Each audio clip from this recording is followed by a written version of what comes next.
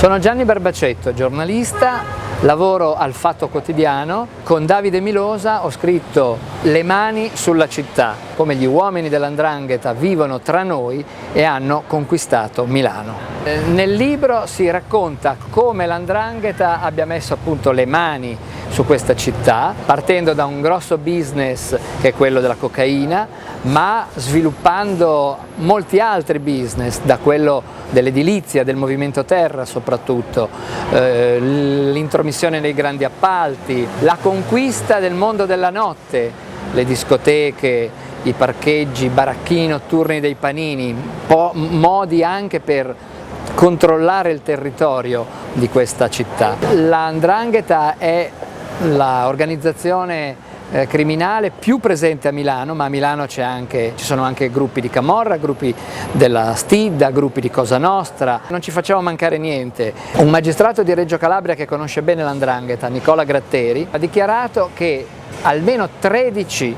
politici milanesi hanno ricevuto i voti della 'ndrangheta. Noi questi 13 nomi li facciamo tutti, anzi ne facciamo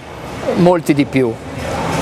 La 'ndrangheta è riuscita a mettere le mani sulla città grazie ai forti rapporti che ha saputo costruire con la politica e grazie al fatto che la politica qui a Milano è debole, non ha saputo elevare barriere, si parlano, fanno affari, vanno a cena assieme, si scambiano promesse, voti in cambio di appalti. Questa è la realtà non soltanto della Sicilia o della Calabria o della Campania, ma della capitale, ex capitale morale d'Italia, Milano, qui nella area forse più ricca d'Europa. Rapporti con la politica, rapporti con l'impresa. Ci sono decine e decine di imprenditori che hanno fatto affari con la 'ndrangheta, che hanno preferito al rischioso metodo del libero mercato di mettersi insieme ai boss e grazie al potere dei boss avere appalti sicuri, lavori sicuri, guadagni sicuri. Se la 'ndrangheta è così radicata a Milano è anche perché il terreno politico e il terreno imprenditoriale evidentemente era molto fertile. Sono Davide Milosa, sono un giornalista del Fatto Quotidiano e da sempre mi occupo di cronaca giudiziaria e cronaca nera per quanto riguarda la criminalità organizzata. L'edilizia a Milano è un grande affare per la 'ndrangheta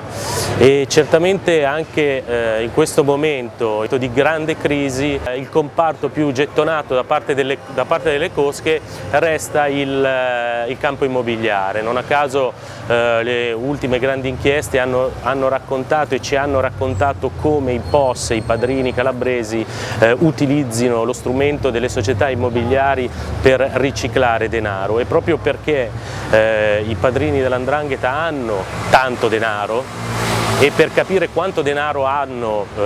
le cosche Morabito che hanno operato all'ortomercato basta semplicemente mettere assieme un paio di cifre, perché il volano di tutto resta sempre il traffico di droga. I calabresi, i trafficanti della 'ndrangheta che stanno a Milano sono in grado di acquistare un chilo di cocaina in Sud America a 2.000 euro. Questo chilo di cocaina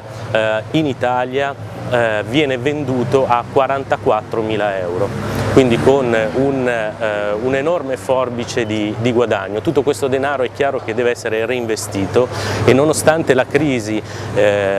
il denaro alla 'ndrangheta non manca e quindi uno dei campi per la 'ndrangheta è certamente l'edilizia.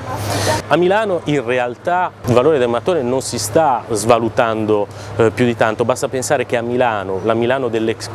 che si avvicina all'Expo, a Milano sono aperti oltre 2000 cantieri tra pubblici e privati, quindi a Milano si continua a costruire e certamente buona parte di questa nuova speculazione edilizia, come dire, rientra nelle tasche dei riciclatori della 'ndrangheta. Un altro campo importante in cui le cosche investono è certamente quello della notte, è quello della cosiddetta movida milanese, lo abbiamo visto nelle ultime inchieste, padrini legati alle cosche più importanti di Reggio Calabria come i De Stefano negli ultimi anni hanno investito nei locali di Milano, dall'Hollywood a tutti i locali che si trovano in Piazza Diaz a 100 metri da Piazza Duomo, al quartiere Isola. Buona parte di questi locali sono riferibili, se non direttamente, alle cosche attraverso i loro prestanomi. Tutto questo ci fa pensare che in realtà il futuro dell''ndrangheta a Milano è ancora abbastanza roseo, tra virgolette, nel senso che Milano, la Lombardia, rispetto alla Calabria o alla Sicilia, è ancora molto arretrata per quanto riguarda la lotta alla criminalità organizzata. È arretrata sul fronte politico e della consapevolezza che hanno i politici della presenza dell''ndrangheta a Milano. È arretrata dal punto di vista dell'impresa. Se noi abbiamo Confindustria in Sicilia che sale sulle barricate, caccia gli imprenditori sospettati di collusioni con la criminalità organizzata, Asso Lombarda in questi anni non ha preso un'iniziativa e anzi le ultime inchieste ci hanno raccontato come gli imprenditori non sono solo vittime del potere criminale, ma spesso utilizzano questo potere criminale per guadagnare, quindi delle due l'una, o vi è un risveglio non tanto della società civile ma quanto della politica che prenda consapevolezza e coscienza della presenza della criminalità organizzata e dell''ndrangheta a Milano e in Lombardia, oppure saremo destinati a leggere, rileggere storie e inchieste giudiziarie che ci racconteranno l'evoluzione della presenza dell''ndrangheta a Milano.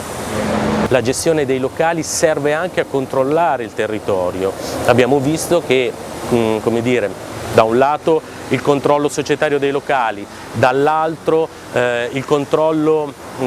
per quanto riguarda la sicurezza, dall'altro anche il controllo dei baracchini che fuori dai locali più importanti vendono i panini. Tutto questo mette insieme non solo un grande giro d'affari per quanto riguarda l''ndrangheta, ma anche il controllo del territorio, la possibilità di gestire persone su quel territorio.